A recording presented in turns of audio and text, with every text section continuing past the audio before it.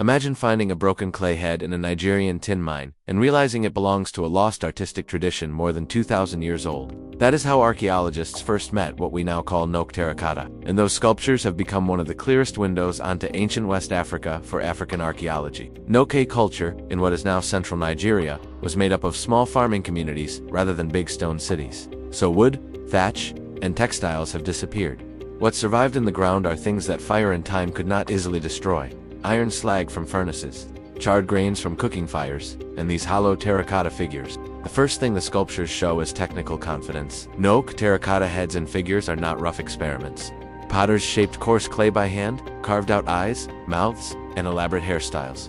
Then coated the surface with fine slip and burnished it before firing. The figures are hollow, with vents so hot air can escape instead of cracking the clay, a design you do not get without specialist skill and long practice.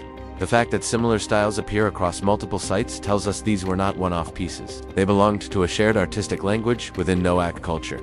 The second thing they show is how people wanted to present themselves. Many Nok terracotta sculptures depict humans with intricate hair, jewelry, bracelets, and patterned scarification on their faces and bodies. That immediately tells us that body decoration and personal style were important markers of identity in ancient West Africa. Artists chose to fix those details in durable clay, which suggests they were more than fashion. They signaled lineage, status, age, or role. Some figures sit on stools or wear what look like regalia. Others hold weapons or tools. From those cues we can sketch a social world with recognized leaders or ritual specialists, hunters and warriors, maybe traders or musicians, even though no written texts survive. Other pieces move into a different register, human bodies fused with animal traits, with feline, bird, or other features. These hybrids are a strong clue that Nok religion involves spirits or ancestors that crossed ordinary boundaries. Many researchers interpret the sculptures as embodiments of ancestors or protective beings linked to families, farms, or small shrines, rather than neutral decoration. That fits a wider West African pattern where sculpture is part of negotiating with the invisible world.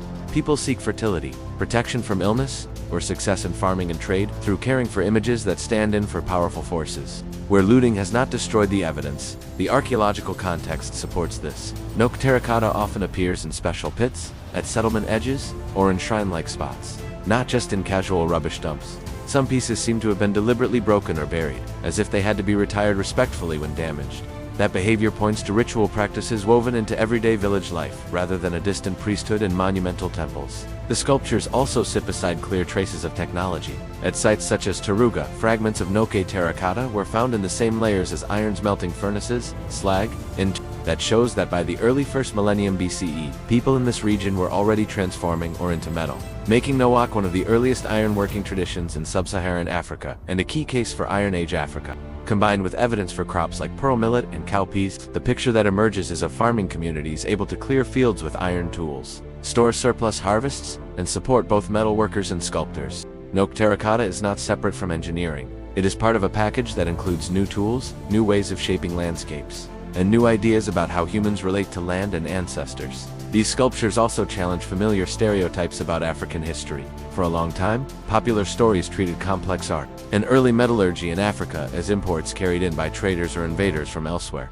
The dates from Nok sites point the other way. Over centuries, farmers in central Nigeria developed their own sculptural language and iron technology in step with local environments, without building huge stone cities but still creating a distinctive civilization. When you look at the expressive faces and stylized bodies in Nok terracotta, you are seeing one of the oldest strands of ancient African art in West Africa, not a copy of Greece or Egypt. The modern story of these objects adds another layer to what they tell us. Because Nok terracotta sculptures are visually striking and rare, they have been heavily looted for the international art market, and many sites in the Nok area have been disturbed by illicit digging. Every head or figure pulled out of the ground without proper recording is not just an artwork removed from Nigeria. It is a missing page from the archaeological record of West Africa as past and from Nigerian archaeology as a whole. So what do Nok terracotta sculptures tell us about West Africa? They reveal a landscape of small but technically capable communities, early ironworkers, farmers, and ritual specialists who used clay to think about power, identity, and the spirit world.